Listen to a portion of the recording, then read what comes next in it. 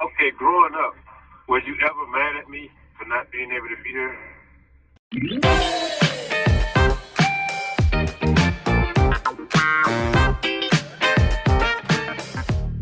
Hey, it's Demania, and I'm waiting on my dad to call because he's going to interview me. This is a part 2 from the time when I interviewed him yesterday. He's going to ask me some questions about how I felt like growing up without a father and prison-related questions. So, okay, is there anything that you're hoping will come out of this conversation? Anything for you or for anybody else that may be out there dealing with this situation? I mean, hopefully it inspires other people, and it could, I don't know, it could encourage other people to get closer to their fathers, or some people might have mothers in jail, so I don't know if you're dealing with like similar situations, it might encourage them to get closer to them or like forgive them, because you never know. You have the floor. My name is Marcella Jackson. I'm interviewing my daughter, Demania Jackson. Demania, how you doing today? I'm good. You had a good day? Yeah, it was good. I got a few questions. Okay. My first question is, how was it growing up with just one parent there? Stressful, depressing. Can you elaborate? I don't know. It was kind of stressful because it overwhelmed my mom, and it made her kind of crazy, and it made her crazy, and I don't know. It kind of like, I don't know.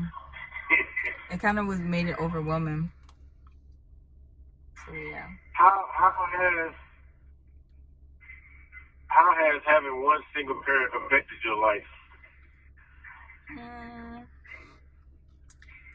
It kind of just, I don't know. It kind of made me have this I don't care attitude, because it was like ever since I was young, I felt like I've been dealt with a bad hand. So it's kind of like I don't like when stuff bad happen. Like when bad stuff happened to me, it's like, oh, okay, because like I'm used to that. I don't know. It kind of made me not care. That sounds familiar. I know somebody else that thinks like that. Okay, so how did having one parent affect you in school? Did it have any effect on you in school? Well, it made me... For instance, like the kids, you know how they have Parents' Day and then only one parent come? How does that make you feel when every other kids got both parents to come to their event? I mean, when I was younger, I felt jealous, but as I got older, I stopped caring, because things happen for a reason. Maybe there was a reason why, the thing that, like, this situation happened. So I stopped looking at it like that and started looking at it in, like, a positive way. So, yeah. Well, that's a good thing. I always find it positive. You get that from me. That's me. Get that from me. Yeah, I know. Okay, so how does still having one parent there now still affects your life? I mean, I'm not really sure, because now that I'm older, I don't really be home like that. So it doesn't really, I don't know. Because now, like, at this age, I'm not really around both of you guys like that. So I don't really know how to answer that. Well, that makes sense. Okay, growing up, was you ever mad at me for not being able to be there? No. Like when you started really understanding what my situation was? No. Because being mad I don't know. I feel like being mad, that doesn't help the situation. Like, see, I'm gonna give you like an example. Like my brother, he's like full of anger because he didn't grow up with his father, and he felt like his father didn't want him. So he kind of like had this "I'm mad with the world" attitude. So this is why I asked that question. So you never felt like that? Okay, how old were you when you began to understand my situation of me being incarcerated? Probably like 7 or 8.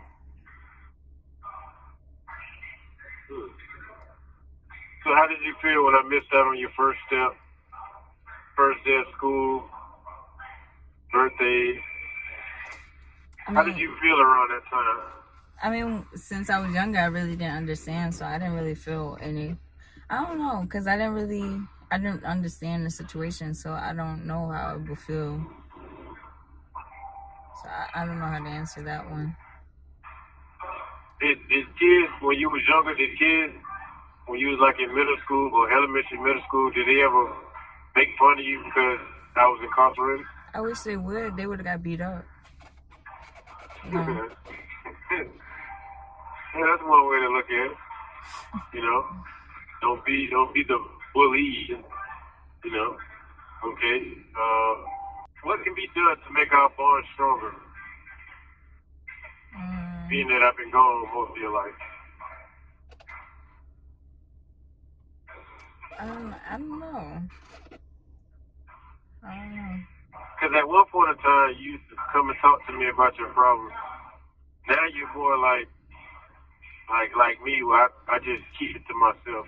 I mean, I don't really know, because it's not your fault why I'm distant. It's just because, I don't know, life. It is, because you inherited it from me. Well, not That's really. how I am. When things bother me, I just don't talk about it. I just keep it to myself. But after a while, it makes you like a ticket time bomb. So at some point in time, you must communicate. Like my problems, I done told you before. I communicated with you. I mean, yeah, but I told you, like, it's like now I'm at a point where I don't care anymore. So I don't really know. I don't know. I don't feel no type of way. But what gets you to that point where you just don't care? Everything. I told you, ever since I felt like ever since I was younger, I've been dealt with a bad hand. Everything, and like as soon as something good will happen, something bad will come around and happen like right after. So I don't really. Okay. Does your mother have any questions? So, going back to younger, I remember one time she said that when she got picked up from school, she told the kids, well, I came with my cousin, and she told everybody that was her dad. I picked her up from school, and I had my cousin with her and with me, and she had told the kids at school that was her dad, and I said, why would you tell them that? And she was like, because I don't want them to know I don't have a dad. And I explained to her that you do have a dad, he's just not here with you. So at some point, you must have had to feel some type of way about him not being there, because you did always know him and you always went to see him. And then I know it was some point where you used to go see him and say you wanted to go to daddy's house. You didn't know it was a prison, but later you realized, like, when was that connection? And you was like, oh, I don't have a dad, so now I have to act like I have one. Is it because kids were asking you, where's your father, or what was it that was making? Because I seen everybody else. I mean, children aren't stupid. They realize stuff. They just don't know how to express their feelings. So maybe I felt like, oh, my friends got their dad at the daddy-daughter dance and this and this and that, and I probably felt left out. What about the kids that had stepfathers? Like, they still had a father, like, around them. Okay, but didn't you have your grandfather in your life? Yeah, but my grandfather wouldn't come to stuff like that. He didn't come to my stuff like that either. Okay, but we're talking about me. Okay. So were you embarrassed to let people know? Like, nobody ever asked you, where's your father? Not really, because I'm open about my situation and what happened. There's no need to be embarrassed. Have you ever ran into anybody else who has an incarcerated father as well? No. So none of your friends could ever relate to what you're going through? Mm-mm. Did you ever try to talk to them about it? No. So all those feelings you would just keep? Like, did you talk to Marcello about it, or you talk to me about it? No. So you just bottle all of those emotions in? Yeah. That's what we do. So, how? Okay, so I noticed that being secretive, bottling her emotions up, she gets from me. having the disposition of, okay, I don't care, it is what it is. I feel like I'm gonna always receive the bad end, having a bad hand dealt to me to receive from you. You have 1 minute left. So she'll take that mindset from you and the other mindset from me. And that makes her complete.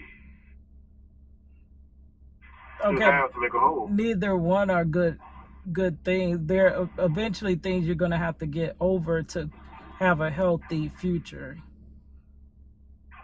My side is fine.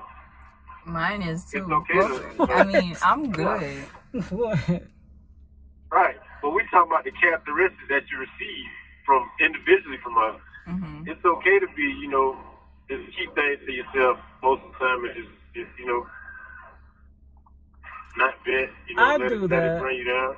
I keep things to myself, but then eventually I have to let it go. And then I end up letting it go to the wrong person or at the wrong time. And then it's like an explosion. Yeah, I love y'all. Thank you for using Genetics. Goodbye.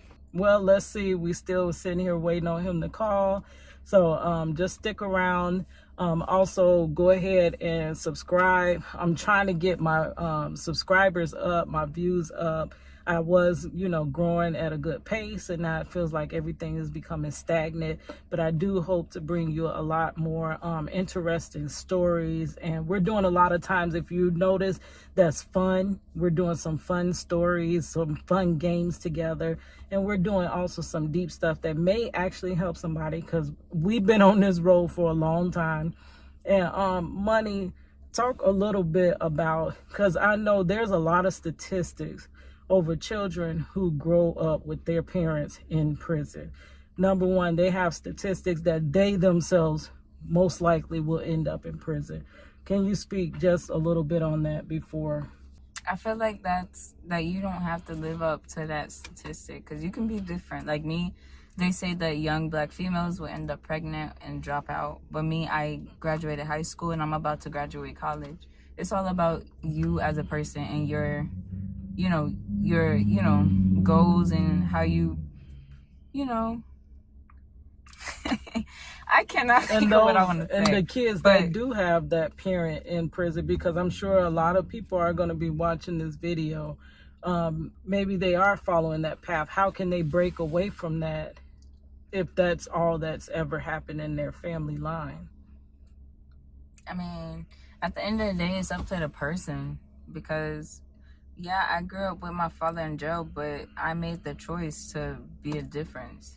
You always see, if you see your parents where they at, you would want to be better than them. You don't want to be in the same position as them. You want to do at least 10 times better, because at the end of the day, they probably, 9 times out of 10, if you had a parent that went to jail, your family has struggled, and you don't want to go through that. So you have to be the difference. But no, you can get yourself in. I don't need to be in it. Okay, go ahead. All right. My name is Marcello Jackson. I'm interviewing my daughter, Demonia Jackson. Demonia, how you doing today? I'm good. I have a few questions. Hold on, Marcello. Start over. What? I don't understand. I just don't understand. No, just go ahead and do your intro again. I had to fix her. Okay, which parent do you think love you more?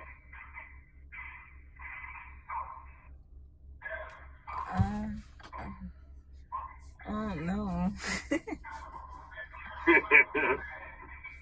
You don't know. Mm-mm. That's crazy. Can you explain that, please? I'm not sure. I said I'm not sure. Do I have it? Now you include. Yes, do you have any questions? Now you include. Do you have any questions? It's your girl Cadillac. It's your girl Cadillac.